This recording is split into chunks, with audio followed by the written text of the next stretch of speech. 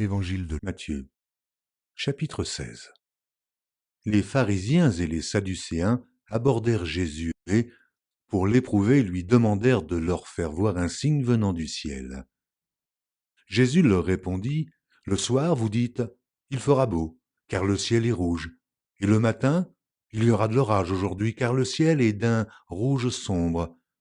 Vous savez discerner l'aspect du ciel, et vous ne pouvez discerner les signes des temps.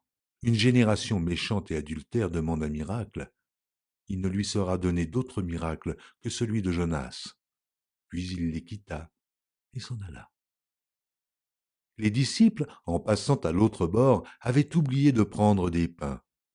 Jésus leur dit, « Gardez-vous avec soin du levain des pharisiens et des sadducéens. » Les disciples raisonnaient en eux-mêmes et disaient, « C'est parce que nous n'avons pas pris de pain. » Jésus, l'ayant connu, dit, « Pourquoi raisonnez-vous en vous-même, gens de peu de foi, sur ce que vous n'avez pas pris de pain?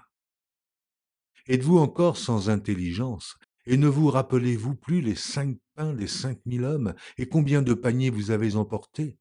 Ni les 7 pains des 4000 hommes, et combien de corbeilles vous avez emportées? Comment ne comprenez-vous pas que ce n'est pas au sujet de pain que je vous ai parlé?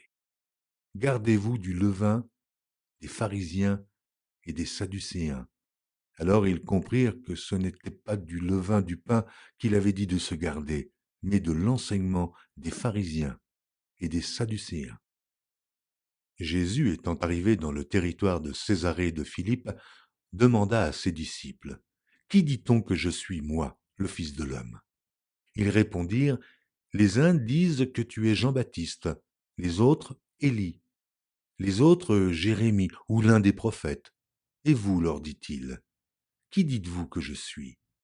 Simon-Pierre répondit, « Tu es le Christ, le Fils du Dieu vivant. » Jésus, reprenant la parole, lui dit, « Tu es heureux, Simon, fils de Jonas, car ce ne sont pas la chair et le sang qui t'ont révélé cela, mais c'est mon Père qui est dans les cieux.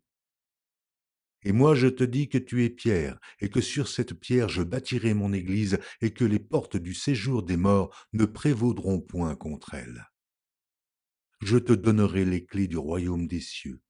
Ce que tu liras sur la terre sera lié dans les cieux, et ce que tu délieras sur la terre sera délié dans les cieux. » Alors il recommanda aux disciples de ne dire à personne qu'il était le Christ.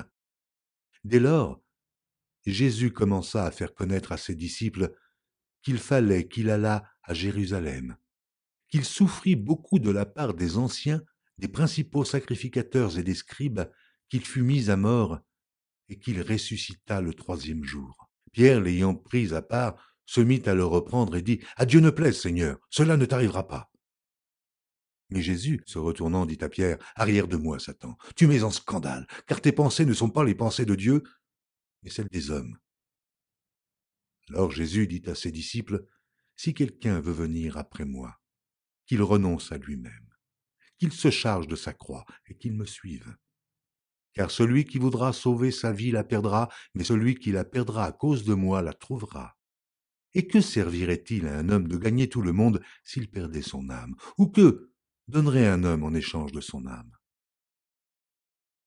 Car le Fils de l'homme doit venir dans la gloire de son Père avec ses anges, et alors il rendra à chacun selon ses œuvres. Je vous le dis en vérité. Quelques-uns de ceux qui sont ici ne mourront point, qu'ils n'aient vu le Fils de l'homme venir dans son règne. »